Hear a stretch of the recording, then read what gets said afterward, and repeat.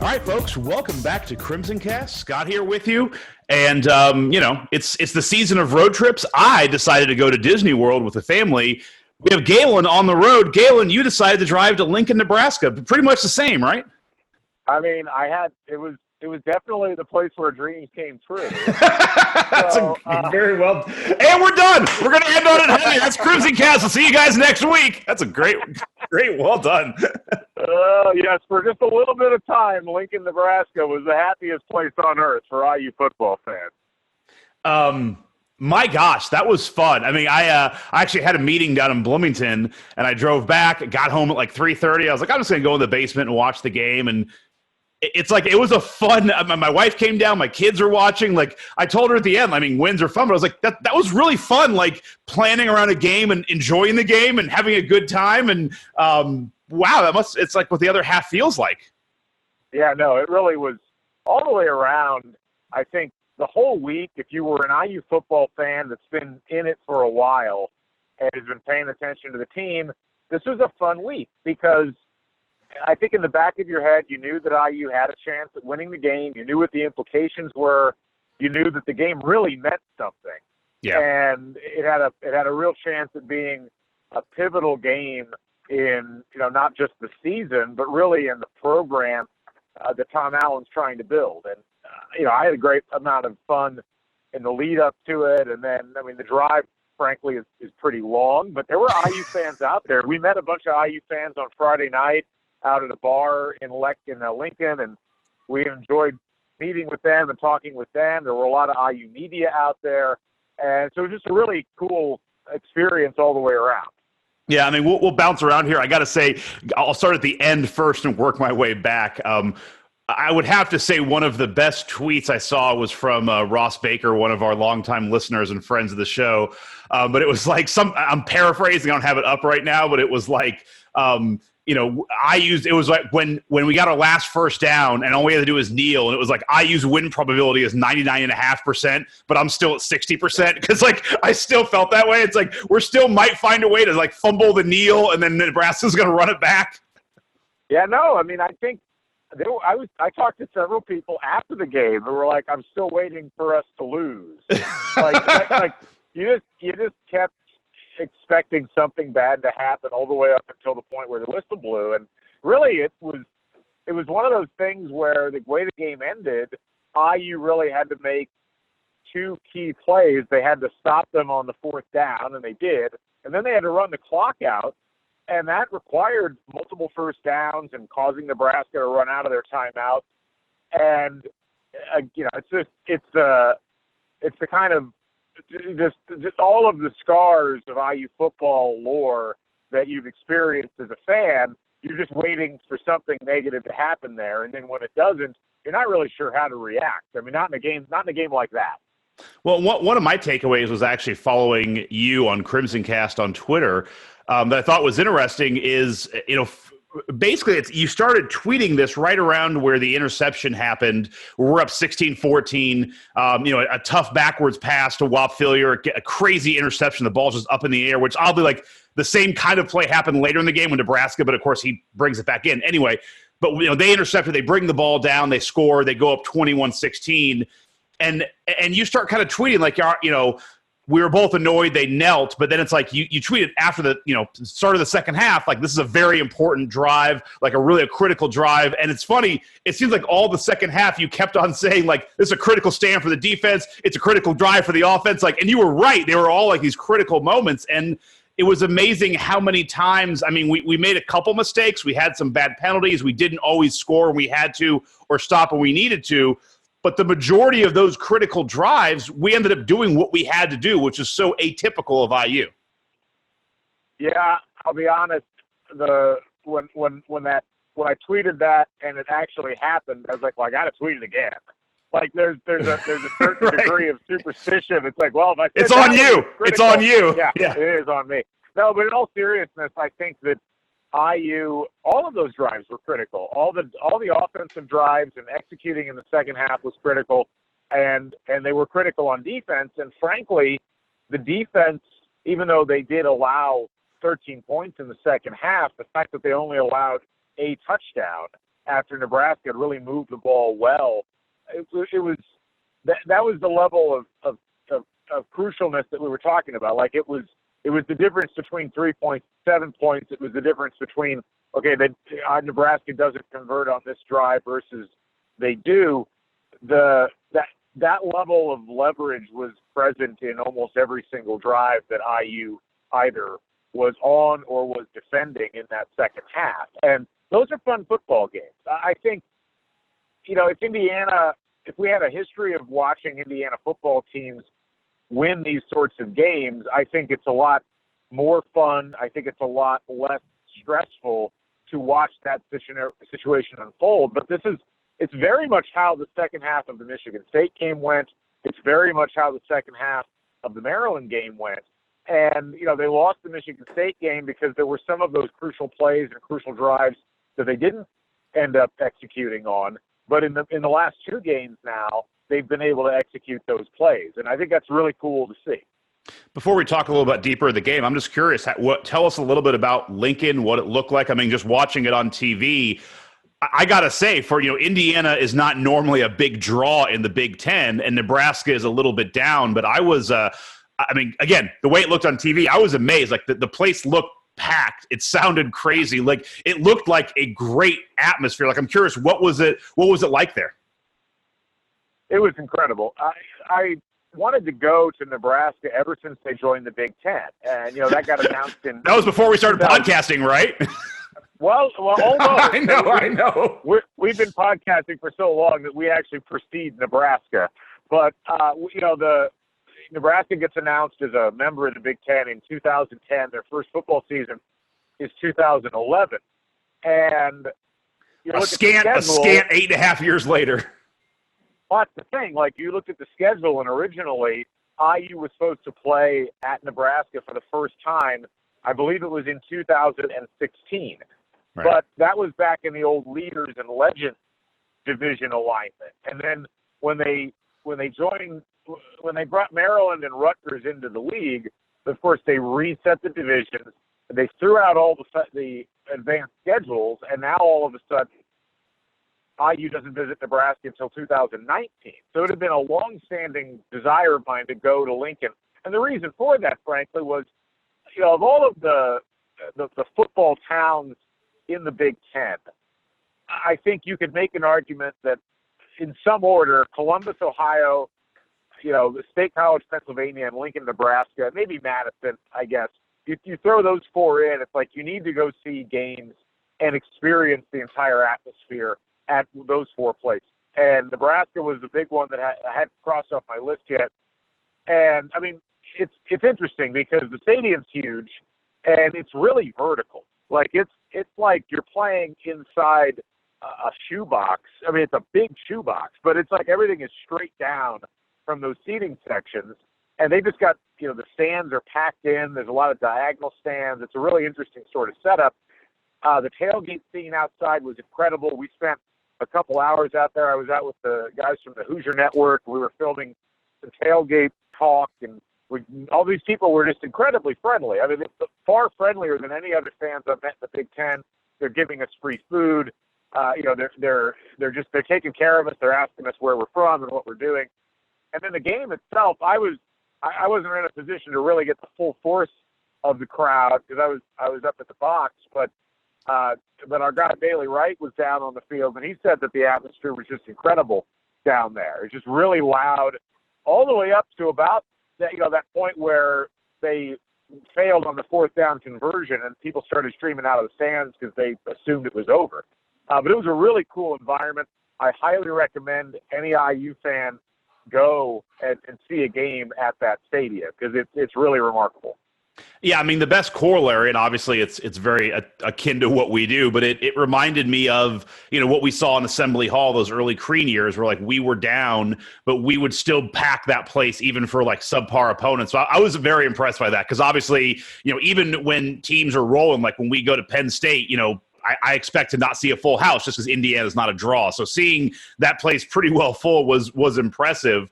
And that's what scared me. Like the beginning of the game, it's like, oh my God, like they are fired up. And then their offense comes out just smoking. And, they're up, 14-0 Well, they got 14-3, and I'm like, this is not good. Like, we can't get in a foot race with these guys because our offense is not our – I mean, I knew we could do okay, but it's like normally the games where we're able to take these guys down is where we're able to at least muck up their offense and kind of keep it low scoring. But, obviously their main quarterback, their second-string quarterback going out to their third string definitely helped. But even before that, we were, putting some pressure. We had the great, fumble for a recovery. Like, the defense stepped up, the offense stepped up. Like, I was very impressed with it. Looked like Nebraska was going to run away with this, and we fought back early on, even before the interception before the end of the first half. It was a really interesting set of events that started the game, and frankly, as you mentioned, you get to that 14-3 mark where Nebraska is driven down the field, 70-some yards, scored a touchdown, very little resistance. IU gets it back. They only kick a field goal. Nebraska drives down the field again for 70-some yards, scores a touchdown. You're looking at that, and you're looking at the 90,000 people in the stands, and you're looking at the fact that IU doesn't have their starting quarterback, and you're thinking to yourself, this is a bridge too far. Like, you're wondering why did I drive 10 hours to see this? I mean, there was some thoughts in the back of my head. Certainly, I was like, well, I mean, I at least the food was great this morning, but right. but and look, I think any IU fan that's observed this team for the last really decade, that IU just hasn't won in that kind of an environment. You go back and look at the road wins that Indiana's racked up. Particularly the ones in conference. Yeah, they won at Missouri. Missouri. I've been to a Missouri football game. It comes nowhere close to what we just witnessed there in Lincoln. And you look at the places that IU has won in the Big Ten. It's places like Maryland. It's places like Illinois. It's places like Rutgers or Purdue. I mean, the last time that IU won a road Big Ten game in a place that wasn't one of those four teams I just mentioned was 2007, I believe, when they beat Iowa at Iowa. I mean, it's really interesting when you go back and you look at the history of IU, how much they've struggled in road games. And generally when they're beating teams on the road, they're beating peer institutions, I guess, in terms of the atmosphere and in terms of the overall level of ability. And they managed to go in and right the ship very early on.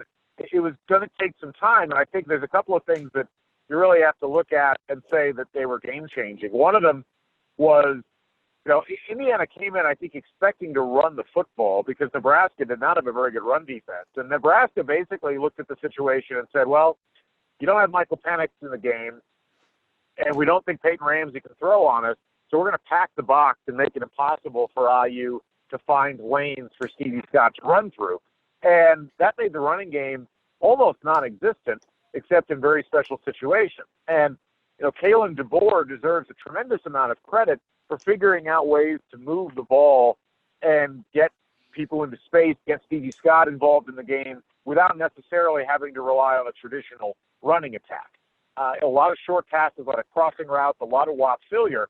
And that, like the fact that they had the confidence to be able to execute on offense. I mean, you look at the entire list of drives, and there might not be a more important drive than the second drive that IU had on offense, where they're down 14-3, and they came out and they executed all the way down the field, and there was nothing like overwhelmingly flashy about any of those plays, but there was a confidence, not just in the play calling, but in the execution, that allowed IU to not feel like they were being overwhelmed by the moment.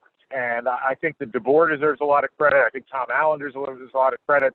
I think Peyton Ramsey deserves a lot of credit because it would have been easy, especially with the extra point getting missed and so forth. It would have been easy for Ramsey to put too much pressure on himself in the pocket.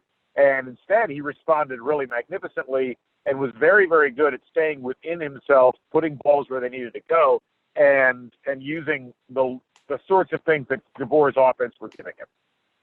Yeah, no, I mean, the two people I wanted to highlight, one you already hit was Ramsey. We've myself included have kind of been on him on this show, and it's just I think Penix is better, and I still think that, but Ramsey was fantastic. I mean, he gave you everything you could possibly want, and he was thrown into a lot of moments, like you mentioned. You're down 14-3. and you're kind of at a point in the first quarter with 5 minutes in. It's like you need to score. Like you basically have to get this offense some points, and he does. And you had some moments too later in the game. That going in down 21-16 to come back and get make a drive to get back up 24-21 was huge. And even at the end of the game, you had those moments where we're up 14. And the defense, we'll talk about some of those dumb penalties, like just 30 yards on one play with a, out of bounds and a taunting or whatever. It was like just crazy. But then it's like, as the offense, you've got to steady the ship and you've got to kind of get a drive and get things moving. And he did it. I mean, so he was fantastic. And I also say, the numbers don't show it. But to me, Stevie Scott, to me, had a great game because he had a couple of good catches that, were kind of like pseudo runs. But at the end of the game, he looked like just the best running back. I mean, like one of the best players in the field. Like, I know we had a hard time getting the run game going early. We weren't really going for it. But at the end of the game, when we had to get 2 or 3 first downs, we literally just rode Stevie Scott, and he was like falling forward and getting 4 yards every time he touched the ball, which, again, is kind of atypical. I mean, it's like Tevin Coleman, Jordan Howard-esque. Like, we just haven't had a lot of backs like that at IU where it's like, we're just going to ride you. We need 3 first downs, and we're going to ride you to get it there. Well, I think we need to give a lot of credit to the offensive line as well, because this is something we haven't really seen. We're used to watching Indiana football playing in these games against, maybe higher level competition. We're talking like the Michigan, the Ohio State. So we're used to seeing IU be the team that wears out as the game goes along. We're used to seeing the line not be able to make blocks when it matters with 5 minutes left or with 8 minutes left in the game. And the exact opposite happened here. As dominant as Nebraska's front seven looked while they were stopping the run in the first couple of quarters, they got weaker as time went by. And by the fourth quarter, IU's offensive line had really come into its own, and they created a situation where Stevie Scott could run through holes. I mean, Stevie Scott deserves a tremendous amount of credit, too, not just for executing those runs. And, I mean, he was purposely running into people. Like, he was mad, which I thought was great, but also, like you said, the catches he made out of the backfield, that can be tough for a big guy. That can be tough for a running back that is, we did not look at Stevie Scott, even after his performance last year, we did not look at Stevie Scott as an every down back. You're thinking, that's a guy you put in there on first and second down. He can, rip off, 3, 4, 5 yards, maybe 10 yards at a time. But if you need to go and get yards on a swing pass, or you need to pass out of the flat, you're going to put probably like Ronnie Walker Jr. in there. But Stevie Scott has demonstrated he's got hands, he can catch the ball in space, he can get his body turned upfield. That is, it's like an unlocking of another skill set that is, I think, really valuable for this offense. And look, I think everybody, you have to tip your hat across the board to the entire offense as they figured out ways to make plays, especially in that second half. Like you said, they go from 16 points to 38 points in the second half on the road in a hostile environment. Sorry, folks, slight technical difficulty somewhere along the drive from Nebraska to Indiana. Shocking, not good cell reception. So we lost Galen, but we'll get him back right now and pick him back up. I'm back. Hey, welcome back. Keep on going, man. I don't know where I left off, unfortunately, but I think Stevie Scott deserves a lot of credit. I think the offensive line deserves credit, and just the execution in general down the stretch. An IU team that scores 22 points in the second half in a road game at a place like Nebraska against a team that needed that win. It's not a situation where like Nebraska has nothing to play for. I mean, they've got a lot to play for still. Yeah, and one other thing, too, and then a couple of negatives, and I want to talk big picture, but Zach Osterman had a great tweet that said, I think everyone, save maybe Penn State's going to have to park their Ohio State stats in a separate column this season. So if you take our Ohio State stats out of it, we scored 10 points. We've scored over 30 points every game this season. Our point total is 34, 52, 38, 31, 35, 34, 38. A lot of us were, Kalen DeBoer just has to get a lot of credit for that. You've done that also when you're kind of oscillating between quarterbacks and you're not always sure who's starting at quarterback, and you have two quarterbacks who are wildly different, and you have two different, styles of offense you have to run. So I think a ton of credit has to be given that basically, again, saved the Ohio State game, which is, I think, a fair thing to put in a different bucket. This team is really putting up some points in all their games with a lot of kind of adversities. Yeah, no, I mean, you look across the board, the personnel losses, the quarterback issues, and as far as like who's healthy to play and what they can do physically. And look, I think Kalen DeBoer has found a way to bring out the best in a lot of members of this offense. I mean, I think you could make an argument that the only player that looks than he did last year in the offense is probably Nick Westbrook, and I don't think that that's a Kalen DeBoer thing. Yeah. I just think it's been kind of exceeded by some of the other people that are catching balls for IU. And, it's really fascinating. This is what I think those of us who were kind of chafing at the bit about Mike DeBoer offenses were always so frustrated about, because you do see efficient offense, explosive offense that can do things at other schools in the Big Ten. And it didn't make sense with, I think, the obvious offensive skill players. Let's try it for a third time. I like it. Yeah, welcome back. So we're kissing Kalen DeBoer, rightfully so. The two other things I wanted to hit, while we still have you in good cell territory, the one thing that does need to be looked at, like the two things that are a bit negative, is the penalties are just like we had 1 3-and-out in the third quarter, and then we have a face mask, and it leads to a score by Nebraska. You had obviously that one play where you had 2 penalties for 15 yards on top of each other for 30 yards. That killed. The taunting by Whop Failure, like the penalties almost put us in a spot where it really killed this game. And that's something that's been killing us all year. Like, we are just a lot of dumb penalties on this team. Yeah, it wasn't as bad in this game as it was against Maryland, I think. And, look, I've been watching football a long time. I can never remember seeing a roughing the passer stacked on top with a late hit out of bounds. I know. I've never seen it. I'm sure it's happened. I've never seen 30 yards of penalties like that given on one play.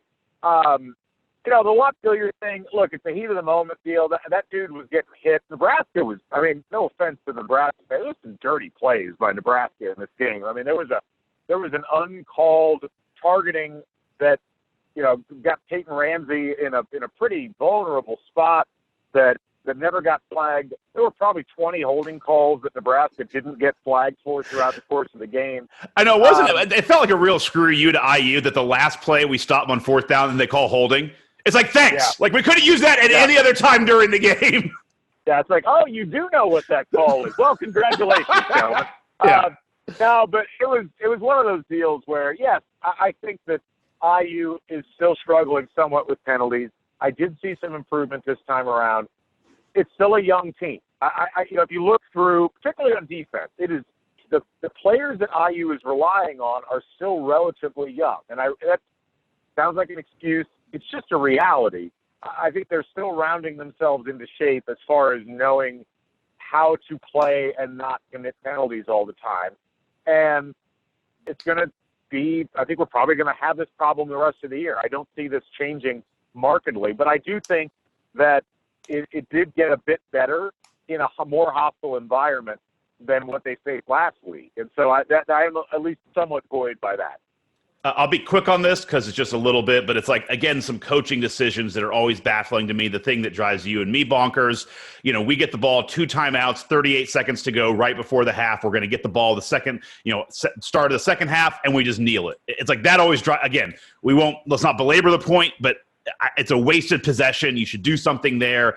But also just coaches' use of timeouts. You see it across college and the NFL, but again, it's like Nebraska's moving the ball. We're on our heels on defense, but it's like, I don't know. But then we call a timeout. It's like 5 minutes to go in the game. We call a timeout. Out of the timeout, Nebraska just gets another first down. They got like 9 yards or 10 yards on the play. And it didn't end up costing us, but like those are the plays that drive me nuts. It's like, I'd rather just let's play a little bit on our heels on defense, because having those timeouts at the end of game, that means the difference between being able to, call 3 timeouts and stop a team and get the ball back and not. Like, stuff like that drives me nuts. So I don't need to belabor it, but it needs to be brought out. Like, there's still some coaching decisions that are questionable. I didn't mind it as much in this game. I do think that the situation around the end of the first half could have been handled better. You got to tell your returner to just let the ball go in the end zone there. But even with that, I didn't think Nebraska's defense had looked particularly strong. I think you try to gain a little bit of yardage, and if it doesn't work, you can probably still run the clock out and you can punt. I don't think you have to automatically assume the worst-case scenario is going to happen there. And in a road situation, I think there's a reasonable argument that you got to play a little more aggressively. I think that people get caught up in this kind of need for conservatism where it doesn't always need to be there in the game of football. As far as that timeout in the fourth quarter, I was okay with it. I think the defense was the bigger issue at that point, and the defense needed to rest. They needed to at least try to get a sense of what they were doing. Yeah, you're right.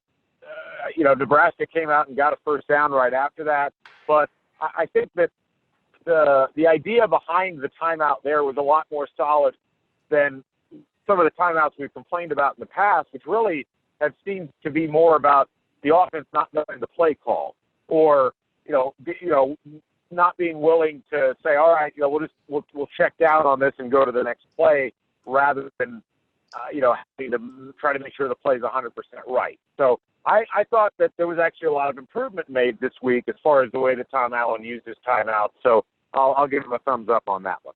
Okay, I would at least go thumb sideways, but fair enough. Yeah, but so larger, like looking larger at this, I will, just for fun, because, we don't get to, we're bowl eligible. It's before November. I sat down with my wife at dinner after the game, and I was like, looking at the standings, and just for fun, I was like, if we, a lot of ifs here, but, if we win out and Ohio State beats Penn State, we're theoretically the second team in the Big Ten East, and if Ohio State crushes Minnesota in the Big Ten championship game, maybe we're going to the Rose Bowl. And then I was laughing. I was like, this is good. Like, remind me this in December when I'm sitting in Detroit watching us get, throttled in the Detroit bowl game. I was like thinking of Pasadena, but all that aside, we're bowl eligible. And now it's like, you look at this from a larger sense. It's like, we're not just trying to sneak into a bowl at the end of the season. We're kind of looking at like, what bowl could we move up to? Because there's 2 games on the schedule, Northwestern and Purdue, that look pretty damn juicy. It's like 8 wins is not off the table. Galen, what are you, just overall, like, this is such a unique spot to be in. We haven't been in this situation since, like, you and I were not even in high school yet. Right. Well, no, I think this situation, I think 2007 was in this situation, and what happened was they lost some games that they shouldn't have. They lost that Northwestern game right after getting the bowl eligibility, and then they struggled to get that 7th win at the end of the year, and they finally, they did against Purdue. I think from a bowl projection position, it's interesting because there's a couple of ways you could go. The best possible scenario for IU would be Ohio State goes to the playoff, Penn State becomes like a New Year's Six Bowl participant, and either Wisconsin or Minnesota goes to the Rose Bowl. That creates a scenario where an 8-win Indiana team could be looking at the Outback Bowl, could be looking at the Holiday Bowl. Now, I think the chances of IU going to something like the Citrus Bowl, that's probably not happening. But I certainly think the Outback, the Gator, the Holiday, all of those bowls are certainly possibilities. I think IU is going to have to win at least probably 2 more games. They might be able to get into one of those with just one, because I think a 7-5 Indiana team is actually pretty attractive to a bowl committee. The bowls like to shift things around. They like to bring new teams in because that generally guarantees a lot of fans coming in that haven't gone right to that bowl before. That's higher ticket sales. And people, the bowl process is confusing, and I would never begrudge anybody for not understanding it. But a lot of people think they understand it, and they're wrong. Like, they think there's an ironclad pecking order, and it's like, well, we're the number 4 team in the Big Ten, so we're going to go to this bowl. Not how it works. Once you get outside the first couple of selections, there's generally a pool of bowls that are picking, and they're working with the conference, and the conference is trying to place teams in bowls that are going to be attractive to the bowls, but also attractive to the conference. There's 2 really intriguing opportunities right now, one of which is the Holiday Bowl, which is in San Diego. This is the 40th anniversary of IU winning the Holiday Bowl. That game against BYU was in 1979. That would be a tremendous story. And Yeah. there's a huge number of IU alums that live in Southern California. There's a huge number of IU alums who would probably come out from Indiana. I certainly would. I would see that game. I'm going to the bowl. Like, I don't care where it is. Like, I made the proclamation last night. Like, I'm going to the bowl. Scott's going bowling. The other one would be one of the Florida bowls, either the Gator Bowl or the Outback Bowl, because of the number of Florida players that are on this Indiana roster. Although it always feels like Michigan just owns the Outback Bowl. Like, just the way they finish the Big Ten's, like, they always are in the Outback Bowl, it feels like. So, again, to your point, they might be ready to try somebody new. Well, I think Michigan's probably more likely in the Citrus Bowl. That seems like a more likely spot for them. Yeah. But look, there's a lot of moving parts. But I think for Indiana, the key here is to keep winning.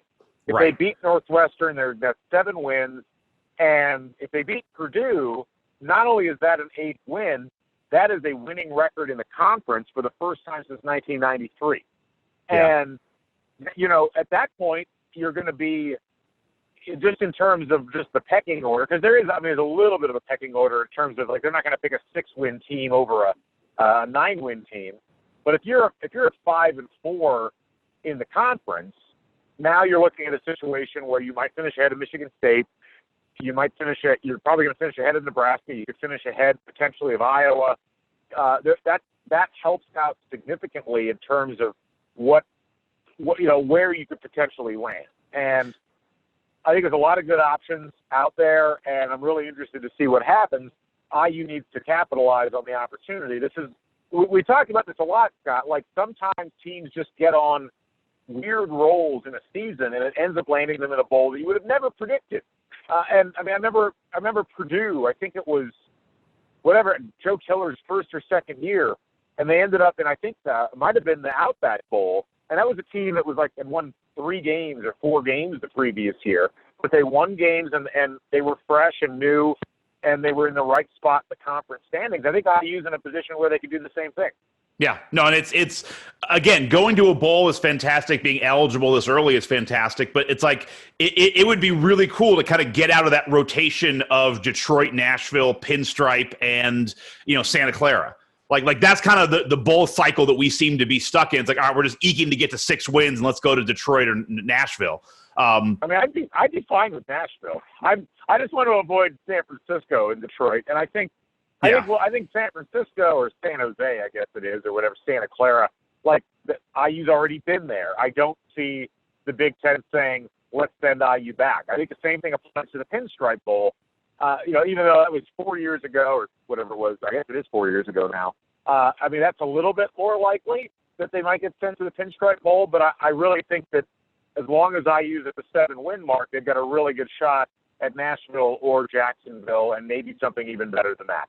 Well, yeah, and I'm just saying, I think one of those, the Outback, because that's a New Year's Day bowl. It's just there's some really cool opportunities here, and I think you're right. We're in the spot where it doesn't look that bad, and honestly, I think we're in a spot too where we don't have to beat Penn State or Michigan, but I think having a nice frisky showing in that game actually could help us. Being 8-4 with giving Michigan a real shot for their money, or even looking competitive against Penn State, that would almost, I don't want to say it would be like a win, but it's almost like a win. To me, the worst thing that happens is you lose one of those Northwestern Purdue games, you get blown out by Penn State, Michigan.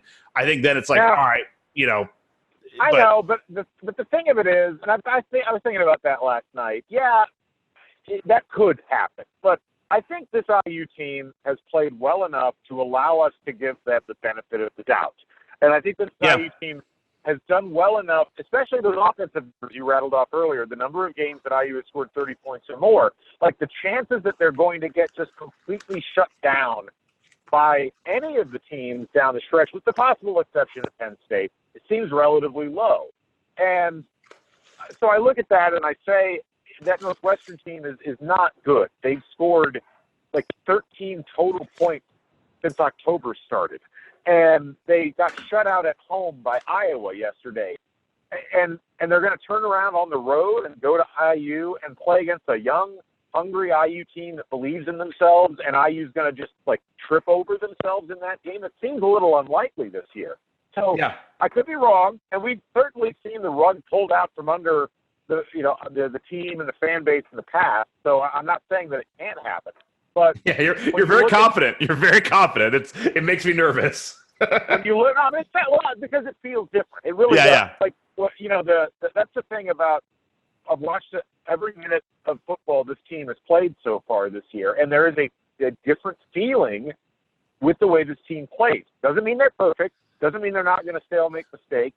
But it does mean that it feels like for the first time it's an IU team that's starting to figure out how to win. It's starting to figure out that it can win. And it's not a fait accompli that the other team is going to figure out how to pull the game out in the end, but instead IU is going to be able to, because they've done it twice now. Yeah. And really, if you want to count the Ball State game, they've done it 3 times, where the game was somewhat in doubt in the third quarter, and by the end of the game, IU ended up winning it. And they probably should have won the Michigan State game. I mean, you think about the scenarios if that had happened. I mean, but I know. But I think that would be crazy. 7-1. But look, as we've talked about it before, the reason both of us picked 5 and 7 for this IU team this year was that we thought the team was too young. We didn't think that the offensive setup was going to be good enough to score points, and that the defense had a long way to go to get back to where it was. And I think what we've seen over the course of the season now is that not only is IU winning games and scoring points, but they're executing plays when it matters. And that is an infectious thing. Success is an infectious thing. Confidence in football is an infectious thing. And you'll see teams, not this year with Indiana, but you'll see, like Minnesota, what's going on with them right now. I mean, we see this with other teams in other conferences where they will play above their station because they believe that they can win. And games. Oh, we kind of lost him again, but no, I agree. I agree with all that. We are on a bit of a roll. It's really nice. And the thing that I was going to say to Galen, but I'll say to you, the listeners, is I think that having this game at night is a good thing. Having this game Northwestern, a 7:00 night game, I think it's I hope a lot of people show up. I know I'm going to be there. At first, a couple weeks ago, I was like, I don't know if I want to go down Indiana Northwestern, but no, I'm going. I'm bringing both the kids, my 3-year-old, my 7-year-old, my wife. We're all going to be down there. I'm fired up because I want to see this team. I like spending time with this team. I even texted Galen. I was like, I was proud of this team with what they did in Nebraska. And one of the things that I think that's nice is, having this game against Northwestern as a night game, it provides a little bit of pressure. The hopefully the home team's going to be, the fans are going to be fired up, but it's a night game. It's a little bit of, as much pressure you can make for a Northwestern game. And I like that because it's like now we have to show up, because you look at the rest of the schedule, Michigan's going to be a big game. Purdue's always a big game, so right. I kind of like having a trial run versus this Northwestern game being a noon game, and you can kind of just see it. I kind of like that it's going to be a little bit more, pun intended, spotlight on the game against Northwestern. So Galen, I was just saying, I'm excited. I like that it's a night game. I like there's a little bit of pressure for it. And I said, I'm excited. And I was saying that, I just enjoy spending time with this team, and I texted you. I was proud of watching this team play. And it's one of those teams like we've had in basketball a couple of years. Like I like this team. Like they're fun to watch. They're fun to be around, and it's fun not having the carpet yanked out from under you all the time. I agree. I think, and I agree with that last point you were making. I think the Northwestern game being on national television at 7:00, that's the kind of atmosphere I think this team will actually thrive in. I think that they've wanted to be in the spotlight like that, and I think that they're going to take advantage of it at this point. We'll delve into the stats and the preview as we head into the week, but I think that on paper, this is exactly the game you want at this point in time. rather than worrying about having to play at Michigan right away. You get another chance. You get a chance to put another win on your resume. And now, I mean, you win that Northwestern game. You get a bye. You get to heal up, and you get to be a 7-win team going on the road and playing spoiler. And that's fun. That's fun for players. That's fun for coaches. That's fun for fans. And I think it's a really cool situation that is shaping up for IU right now. And honestly, it puts a little bit, if you win the Northwestern game, I could see them flexing that Michigan game, to ABC or even putting that on national TV at night. I mean, we're homers here, but that's kind of an interesting, who's the second or third best team in the Big Ten East? Like, you got an upstart Indiana team. Michigan always has cachet. Like, that game actually could be a nice little game to highlight if you're the Big Ten, that Indiana-Michigan game. Very good point. So, all right, man. Well, hey, safe drive. How much longer you got? Oh, we got about 6 hours. We're about to pass Columbia, so it's a long way to go still. But it's been a good drive so far, and we got a lot of I got a lot of podcasts to catch up on here that I'm going to start doing here soon. But looking forward to it. All right, well, awesome. Thank you for joining us. And again, stay with CrimsonCast. We'll have our previews, our post games. We have basketball kicking up right around the corner. We're playing Gannon. Tuesday night, an exhibition game. I have tickets that I'm not going to be using. So if anybody's in Indy and they listen to this, tweet us a text or tweet us, and I'd be happy to give you my tickets to the game because I am not going to be able to use them on Tuesday. But until next time, for Galen, this is Scott for CrimsonCast, signing off.